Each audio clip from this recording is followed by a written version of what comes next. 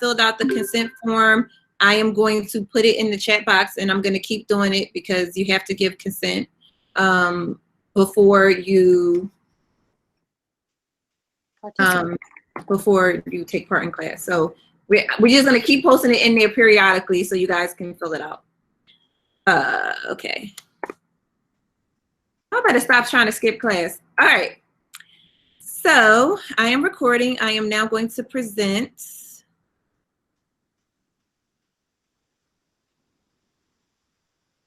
Okay, everybody should see it on their screens. So if you're new to class, then you know that we do some breathing exercises. So this is only about a minute. It's only going to take a minute of our time, and then we can get started. I'm going to just take deep breaths in and deep breaths out.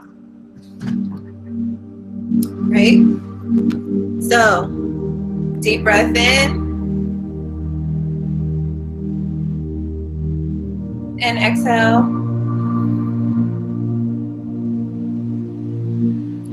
Deep breath in and exhale.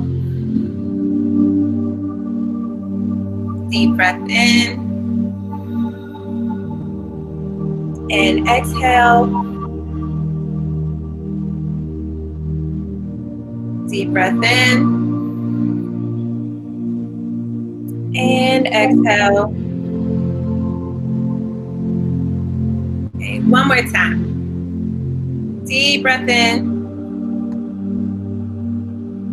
and exhale. All right. So hopefully we are in the mindset.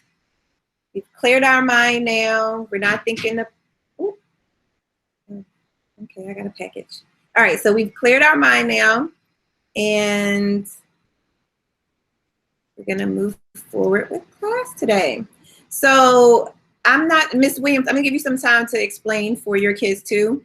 For Miss Ridgway's classes, you guys are going to be working on your Cornell Notes today. So yesterday there was a video that was posted, and you guys were supposed to do either a poem, a rap, a song, text message chain, etc., etc. So that's all posted on Google Classroom. It's all within the same document with a table of contents that tells you each by day what you're supposed to be doing. So today is Tuesday, and you guys should be filling out your Cornell Notes during this time period today. And we are going to get into how to head those Cornell Notes in a second, but you can type on them. They are typable. So FYI, that's what you guys should be doing. Miss Williams? Same. So you guys should be, I already posted this on Google Classroom, so hopefully you have seen it. My Google Classroom is getting pretty busy. But you all should have access to the Cornell Notes. They are posted on Google Classroom. And as you were instructed, you are to complete Cornell Notes for each class. And then you will have a reflective journal due every Friday. And that reflective journal is based on both classes. And so this week's topics are on the Harlem Renaissance. And so we'll be learning about the Harlem Renaissance. I did 3 essential questions for you to respond to in your journal. Your journal must be a page long. Check Google Classroom for further information on that. All right. Questions?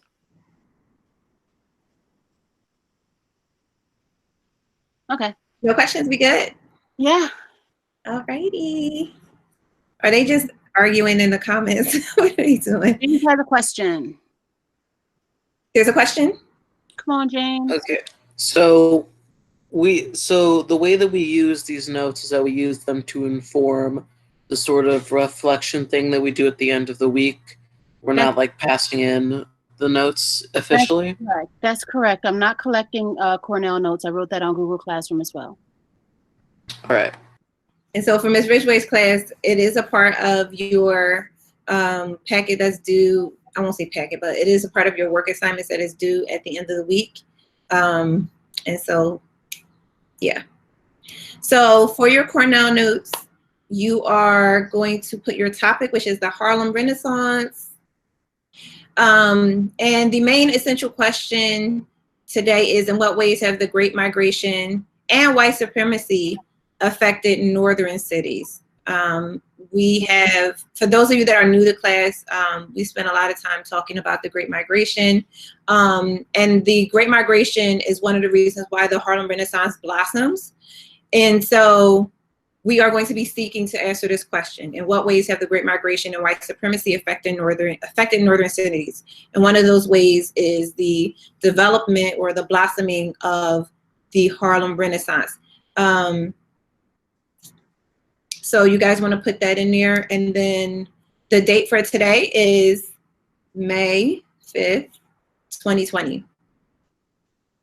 So I'll give you guys like a minute to get that into your Cornell notes, and then we'll move on.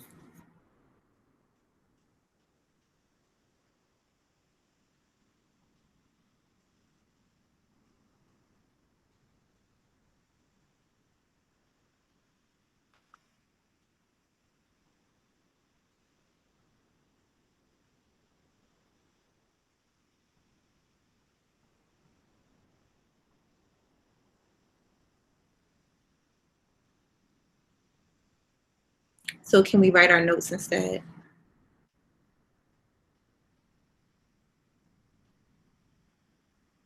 Oh, sure, you can write them. Yeah. I don't know how to breathe anyways. Okay. All right. So today, for our do now, there's a poem.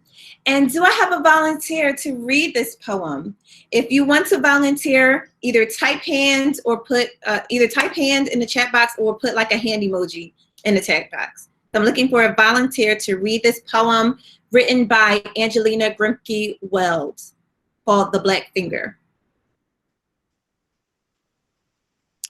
Rose has her hand up. Okay, go ahead, Rose. Unmute yourself. I have seen just a most beautiful thing, slim and still, against a gold sky, a straight black cypress, sensitive, exquisite, a black finger pointing upwards. Why, beautiful still finger, are you black? And why are you pointing upwards? Thank you. Beautiful. Okay. So we're going to give you guys a few minutes to think about this poem. And then when those, and we're going to do like we're going to give you guys like a minute. You don't need like 3 minutes, right? So we'll give you like a minute to think about it. And then when that minute is up, either you can share out verbally or put in the chat. We'll just take like a few responses. But what do you think this poem means? What do you think it's about? Is it just simply about a black finger pointing upwards? Or is there more?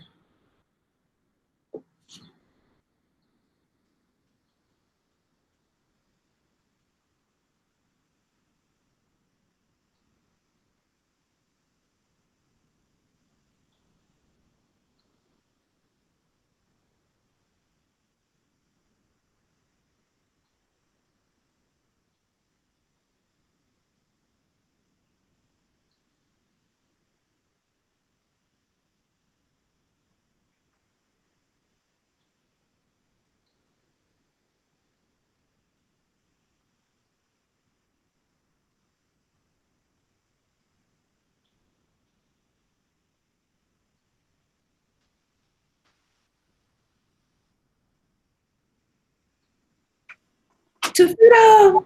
Oh, sorry. All right. So you guys are welcome to, you're welcome to type in, Colin knew exactly. Only Colin would know that, would catch that reference. All right. So you guys can, I'm seeing you guys are already throwing some things into the chat box. If you want, you can unmute yourself and share if you want to do that verbally. We have a few different things going on in the chat. We have someone that said pointing to freedom. This sort of make me think of a newborn baby somehow. The baby is waving their hands in the air. The determination of Black people is beautiful. Make it super dramatic. North Star, showing it's about the beauty and the resilience of Black people putting upward, symbolizes hope. And the author is asking, how can you have hope while you are Black, but in a kind of admirable way? Does that make sense? Yes, it does. Yes, absolutely. Wonderful. Anybody else going once? Symbolism to hope. Nice job, Gigi. So a little bit more about the author. Angelina Weld Grimke is the daughter of one of the Black Grimke brothers. So some of you may know the Grimkes. There were two sisters, and they were famous because they were born into a Southern slaveholding family, and then they moved north and became abolitionists. Their brother took over the family business, and unfortunately, through rape, impregnated one of the enslaved women and Black women, and she had 3 sons. And so the Grimkes didn't know until they were much older. And when they found out, they like sent for them and like paid for them to go to school and paid for their room and board. So she is the niece of the white Grimkes. And then in addition to that, her father's brother, so her uncle, married into the Forten family, which is a famous Black abolitionist family that were very rich here in Philadelphia. And as you guys know, James Forten, his home that he owned, he was one of few people, regardless of whether they're Black or white during this time period, to own their home. But the American Anti-Slavery Society, started by William Lloyd Garrison, was started in his home. And you guys did a really good job of trying to decipher what this poem means. Ultimately, we'll never know, right? Because we're not the poet. But we can take a guess that the finger pointing northward could be about the Great Migration. It could be Blacks migrating from the south to the north. It could be symbolizing Black people and that hope that was mentioned in there. And then also stating that Black is beautiful, right? Because we know that especially during this time period, that was not the case. So this is a great way for us to kick off this conversation about the Harlem Renaissance. And the Harlem Renaissance really would not have been a thing if you didn't have all these Black people from the South coming up and lending their voices and their intellect and their artistry to the Black community in these northern cities. And it created something beautiful that still continues to impact our society today. All right, so just to give you guys a little bit of feedback, just to give you guys some background on the Harlem Renaissance, first and foremost, it's considered a time period where you have like a large body of artistic work that's created by Black artists. Actually, it's known as the Negro movement after Alan Locke's The New Negro. And Alan Locke is a writer during this time period. It's going to span the 1920s and also the early 1930s. There's some time periods that, like the dates, depending on the historian, will differ, but you just need to know 1920s, 1930s. Can anybody tell me what major event happens in really starts to pick up steam in the late 1920s, and then the 1930s, it's kind of like, Can anybody tell me what major thing happened historically during that time period?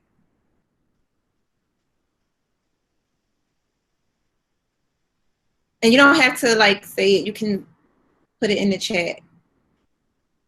Alan Locke, yes. Yes, good job. Yes, okay, so the Great Depression. So that's going to kind of put a stop, wait, where am I, there we go.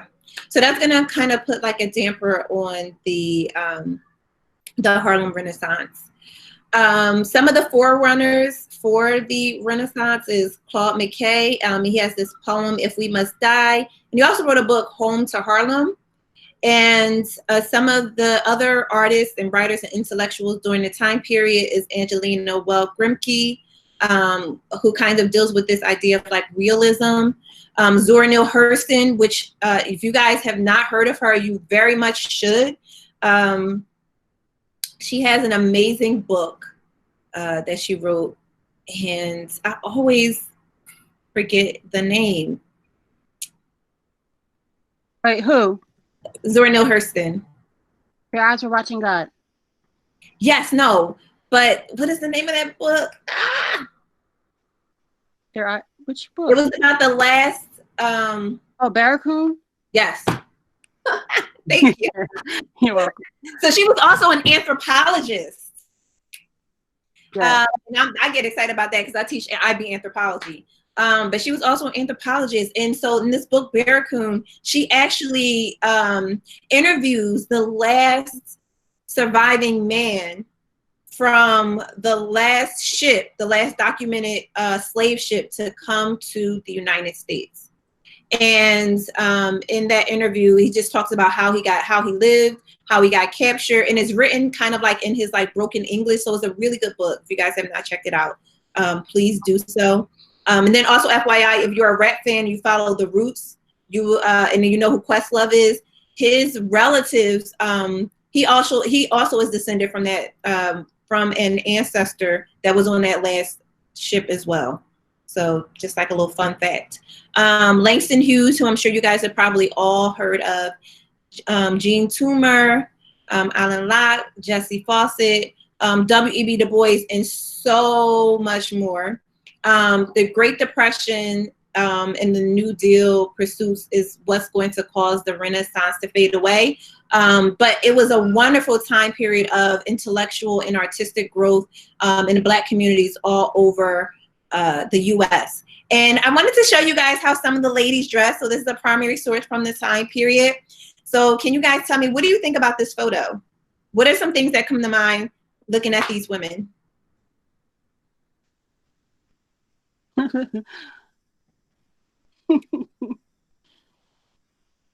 Did somebody post something? I can't see their comments. Lou said it's old. That's why I'm laughing at him. But Tiffany said classy. Colin said fashion. Anne said very covered up. Alina said represents wealth. Jazzy, 1920s fashion. Yeah. My son right now is reading The Great Gatsby. And so this is the same time period. Yes, absolutely.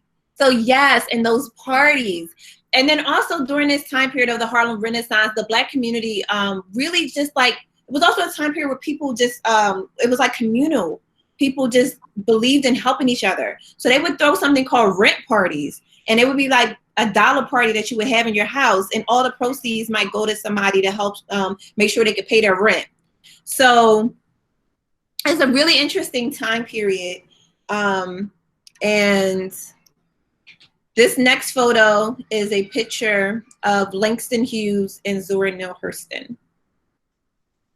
So two of one of the greatest intellectuals during this time period. Yeah, you know what I wrote in the comments about Zora Neale Hurston is that she often wrote in the dialect of the region of the setting of her books. Yeah. You know, and that is a part of her anthropology background also, because she would do study and research in those areas and then write her books from those areas. Like Their Eyes Are Watching God is written in Barracoon also. Well, you know, she always tries to capture the language or the dialects. Absolutely. Absolutely. I found it so difficult. Yeah, it's talented, but it's interesting. Yeah, it's like hard to turn away. It's hard to turn away. I was like, oh, this is so good. Yeah. So anyway, I could say so much about that, but I'm not going to do that. Yeah. So the Harlem Renaissance was known for its clubs. For those of you who, somebody said very jazzy, the women were dressed very jazzy-like. You were absolutely right. They absolutely were, because this is the time period for jazz, right? So this is the time where you're going to see like jazz come on the scene and make a huge splash. It's instrumental in the Harlem Renaissance. Yay, I was right. Yes, you were, Tiffany. Yay. Okay. So yeah. Now, also during this time period, you have the, I'm trying to get back to my presentation. Okay. So also during this time period, you have, Prohibition. yes. Where am I? The 18th Amendment. So, wait, where am I? Okay, there we go. Sorry, there's like all these notifications popping up on my computer. All right, so you have prohibition. So if you guys don't know what that is when it was illegal for, somebody put it in the comments. Let's see if we can get it first. Mason said it, to drink, no alcohol. Yep. Exactly. Good job, guys. What would you say? Can you read it, Williams? Because I can't see. Yes, Mason said it's illegal to drink. Eric said no alcohol. Lydia said alcohol. Okay. No, it's a lot of them coming in. Alina said alcohol. C said to drink. James said booze. And Colin said, and then speakeasies. Yes. Yes. Yes. Yes. He said no alcohol, illegal to do illegal stuff. Well, particularly alcohol. Yes. Particularly alcohol, guys. Yes. Okay. So at this time period, it is illegal for you to be sipping on anything that is alcohol related. I'm sorry? Luca said his great-grandfather smuggled alcohol across Lake Erie. You know what? So he was called a what, Luca? Do you know the term? Yep. Oh, John said bootlegger. Yep. Yes. Yes. Bootlegger would be the term.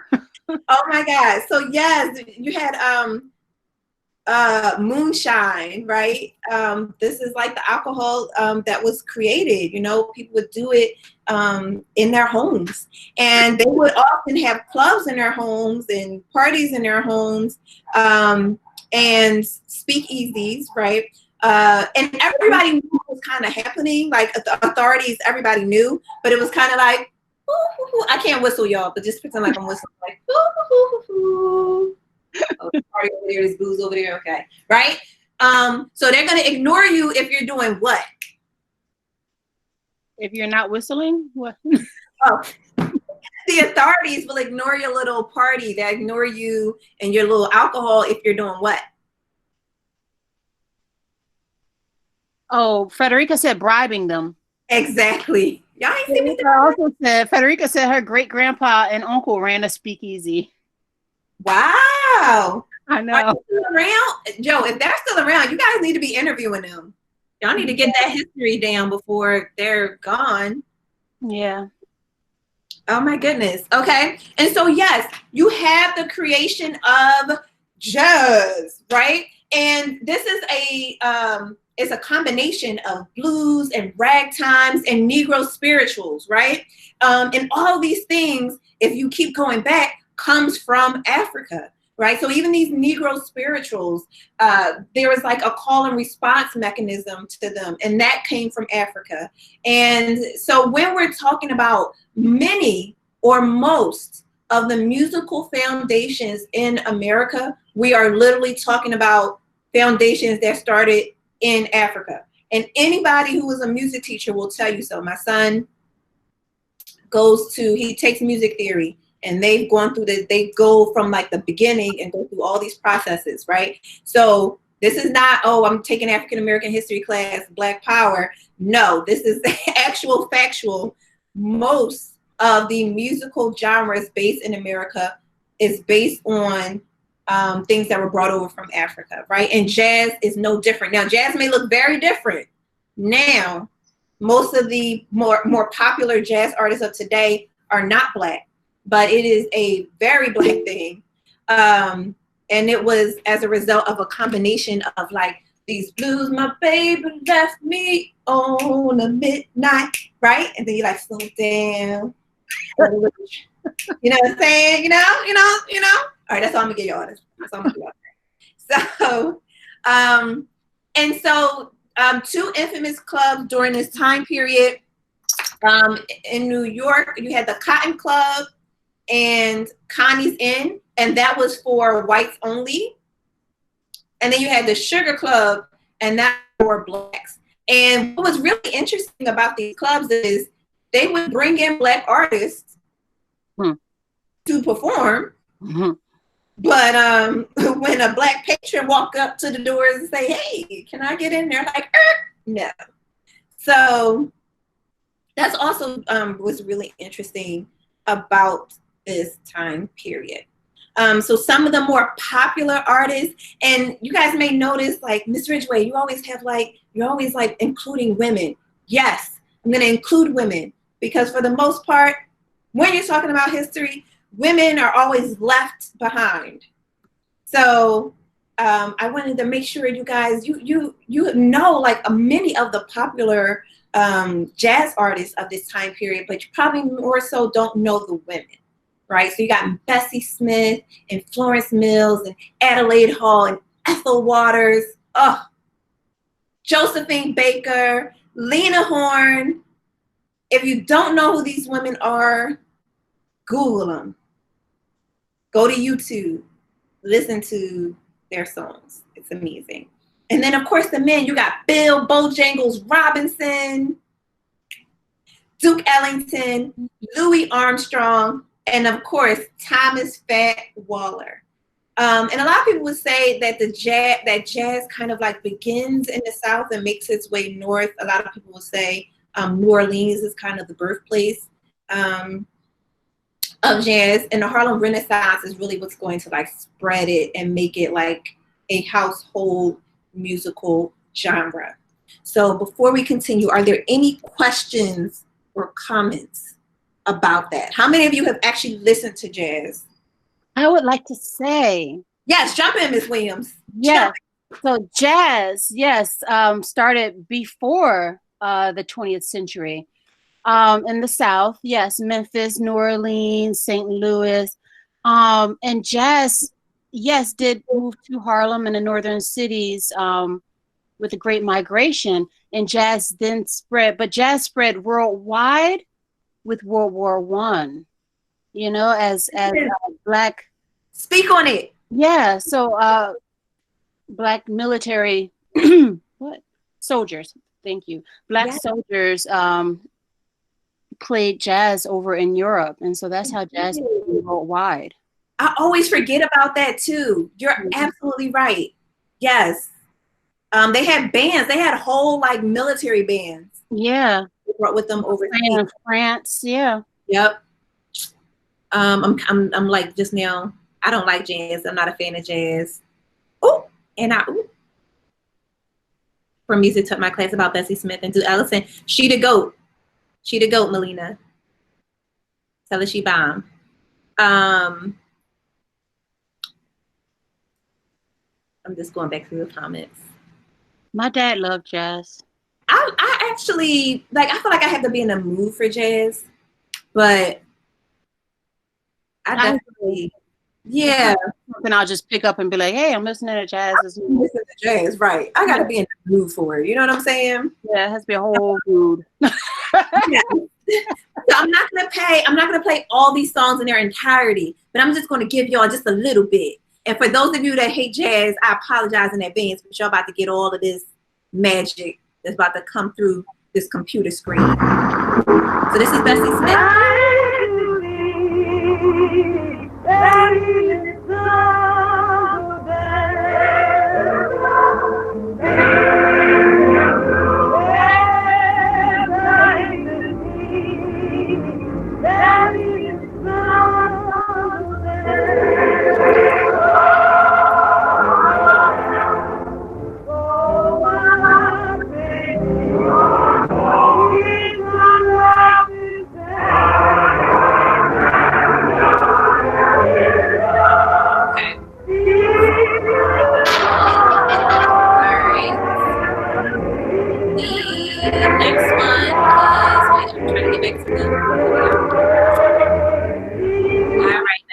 Thank you very much. She sounds more blues. She does, doesn't she? Uh-oh. Ah, what happened? Uh-oh. Okay.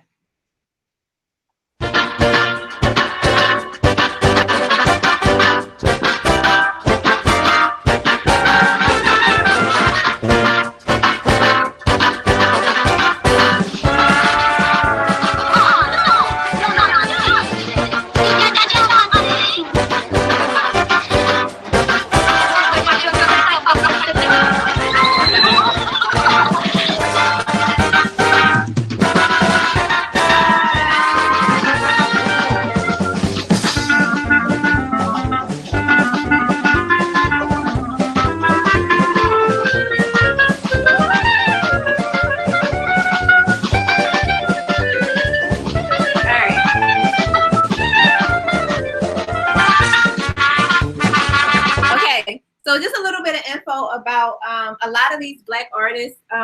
Many of them had to travel overseas in order for them to get the recognition that they deserve. So Josephine Baker is no exception. She had to travel to places like France in order for her to get the recognition that she deserved for being the amazing artist that she was. And so just as a reminder, while Black music is catching on and it's playing in Black clubs and white clubs, Black people are not even able to make the money and get the recognition that they deserve for this genre of music, even during this time period. So just as an FYI. Okay, I'm just gonna play it. I have a Ellison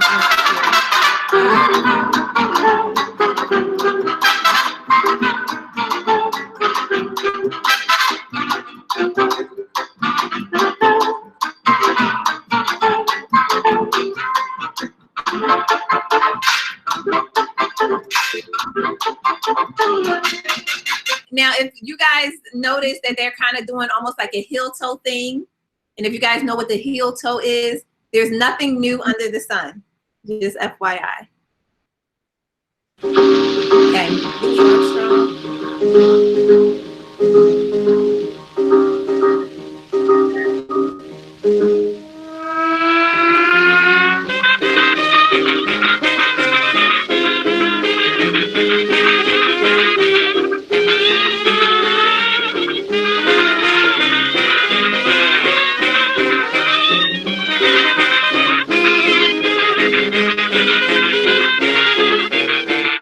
All right.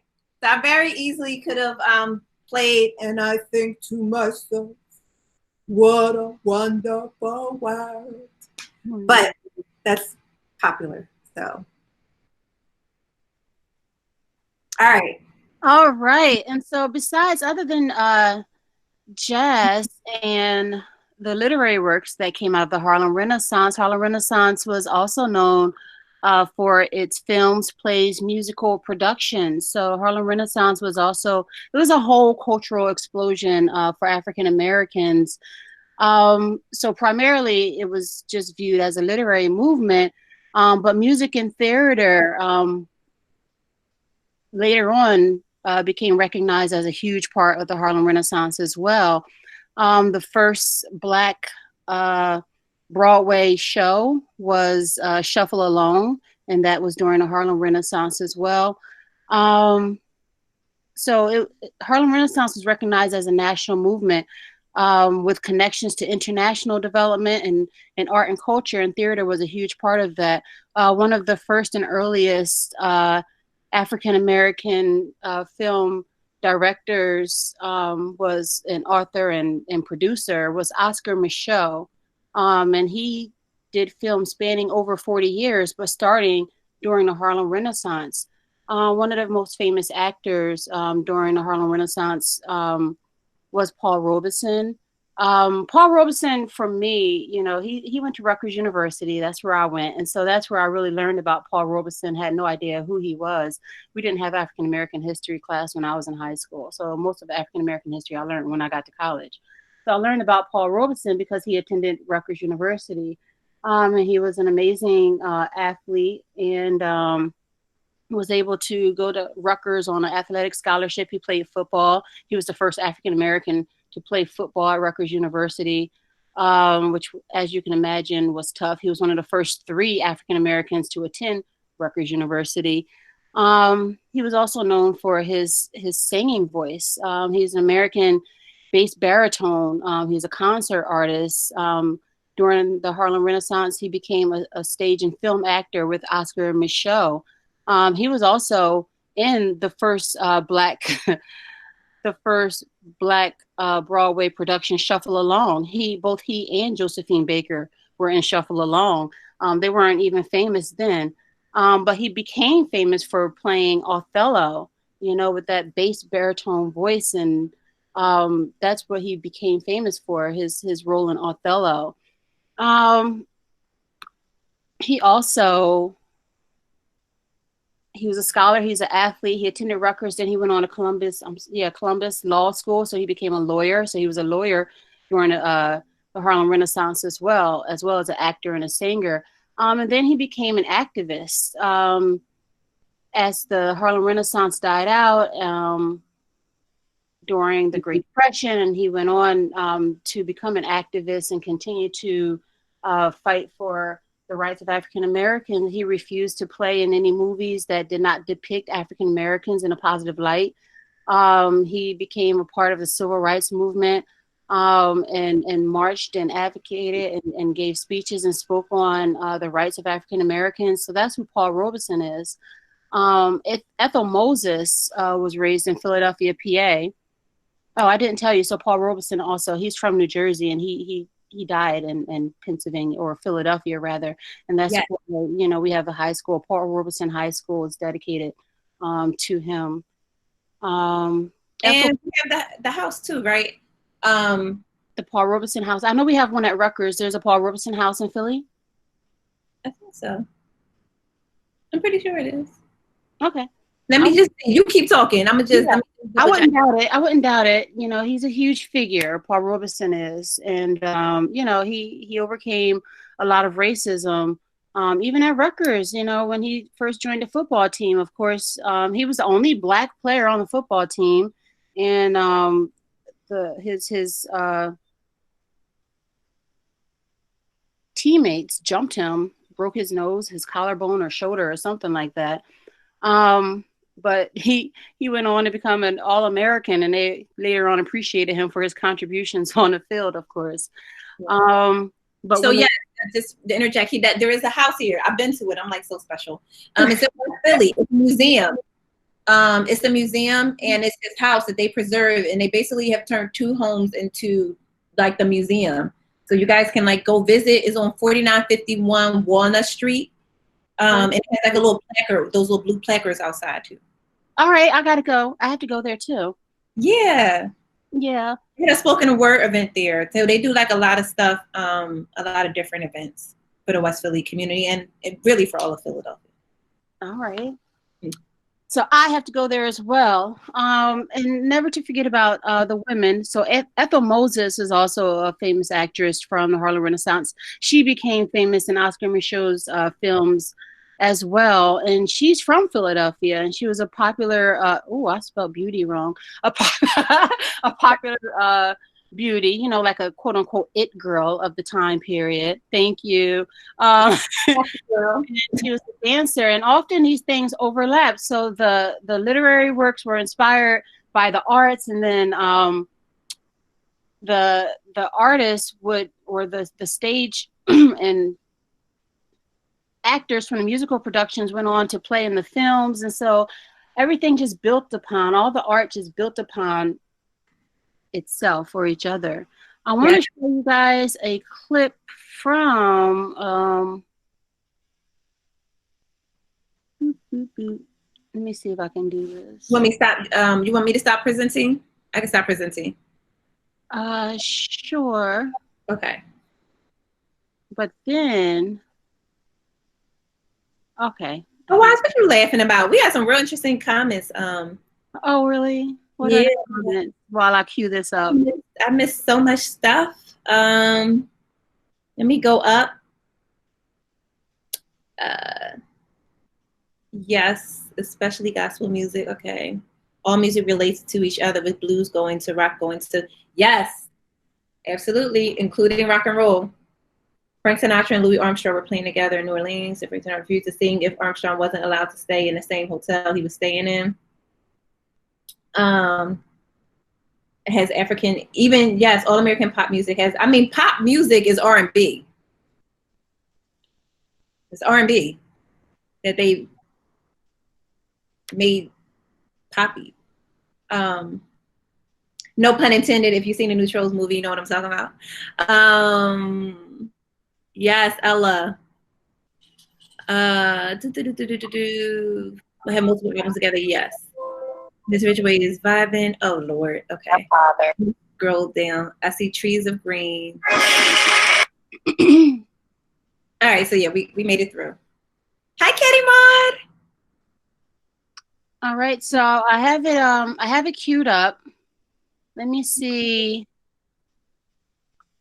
So the question is, I'm going to show you a clip from a documentary called Africans in America, Many Rivers to Cross by Henry Louis Gates. We watched part of it last Thursday. I know some of you had other classes, and that's fine. The question is, how do you think Oscar Michaud's films impacted both Black and white audiences? So that is the question.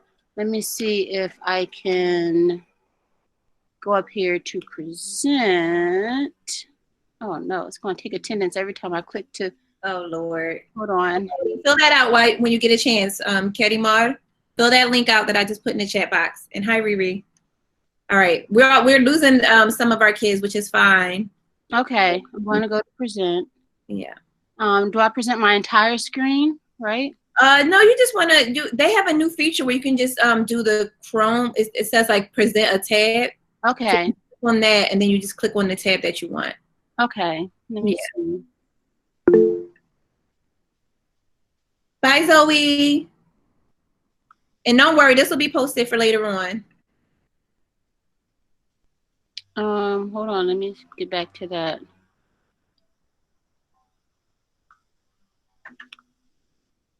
Do you see it? Let me navigate back to the screen. Yes, I do. Henry Louis Gates. All right. Okay. So here we go. The Harlem Renaissance spotlighted African American artists both as purveyors of cool and as major contributors to American culture. Ironically, the most sublime of these contributions wasn't widely embraced at the time by the Black elite.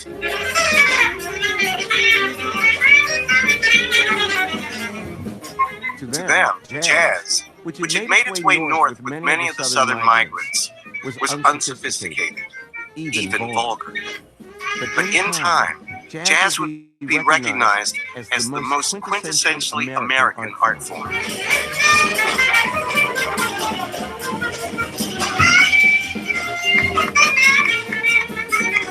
Jazz is significant because it represents some of the best potentials that are inherent in the American conception of democracy. Making sure that everyone has a place to have their own say. And creating out of a fabric of individual contributions a greater whole, a more beautiful whole.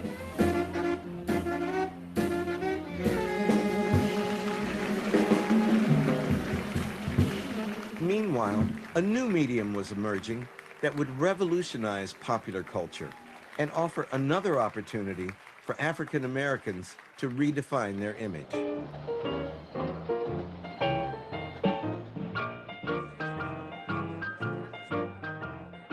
Before Hollywood was even Hollywood, Oscar Michaud, once a Pullman porter, became the first Black independent filmmaker. Michaud films, were they shown in Black theaters or in white? Black theaters. I mean, sometimes white-owned theaters, but as with some of the others of that period, Michaud didn't really see boundaries for himself. Oscar Michaud managed to make more than 40 films in a career that spanned 4 decades. What is different about them than other films coming out? The fact that you are seeing a whole range of Black characters on the screen, assertive, articulate, often sophisticated African-American men who are strong characters who are trying to do something for themselves and their community. The idea was there's a Black audience out there that wasn't yet being serviced and wanted to be entertained and wanted to learn something as much as any other audience. Black audiences would see new images of themselves on film, many of them for the first time. Michaud's films walked a fine line between entertainment and social commentary. Tackling taboo subjects like miscegenation and the brutality of rape, Michaud chose to articulate harsh largely unspoken truths about Black life through his art. In this film, Within Our Gates, there was the sequence when the leading lady of the film, she is in a sort of cabin and there's an older white man who's about to rape her. And he goes after her. And there is a struggle, and somehow her blouse is ripped open, and she's got a birthmark. And he realizes that actually he had impregnated a Black woman years before, and this is his daughter. Oh my God. You know, you think of the women in, you know, in the slave cabins at night when the white masters came out and got them. I mean, all of that is sort of, you know, part of a kind of subtext in the movie. Now, this is heavy stuff. In its portrayal of the hidden causes of racial violence, Michaud's film was a bold rebuttal to one of the most celebrated and racist American films ever made.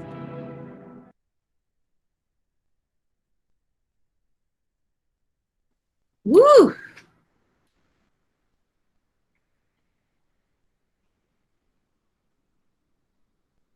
All right, Ms. Williams, we can't hear you. Bye, guys. Bye, Cece.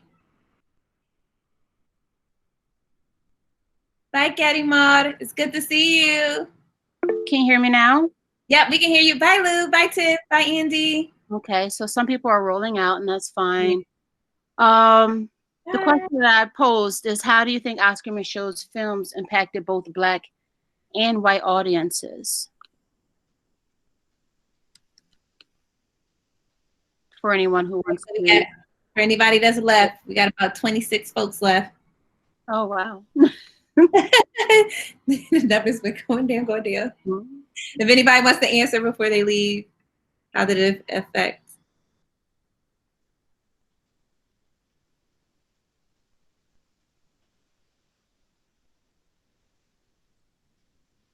I think everybody's like working their way out. Oh, okay. Daisy said he spread awareness and better representation, I guess, to both the Black and white communities, Daisy. Great job, Daisy. Thank you. Yep. And said they said that Black people were portrayed in a different light. Yeah, because up until their time, it was like, you know, the portrayal was like blackface and very one-dimensional, coonish. Exactly. So yeah. All right. Well, great job, guys. Enjoyed the class. Hopefully you got some good notes. Yes. Thanks, Ms. Ridgway. Thank you, guys. John said they provided commentary on the problems of our society, such as racism, misogyny. Yes. Yes, John. Come through, y'all.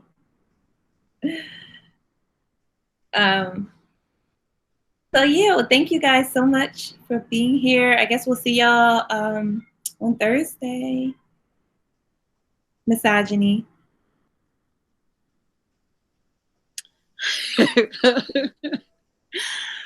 All right. So hope you got some good notes. We'll see you guys on Thursday. Bye, Melina. I just saw your email too, Melina. So I'm on it. And I'm gonna be reaching out to you too, because I'll email you. Bye, Dave.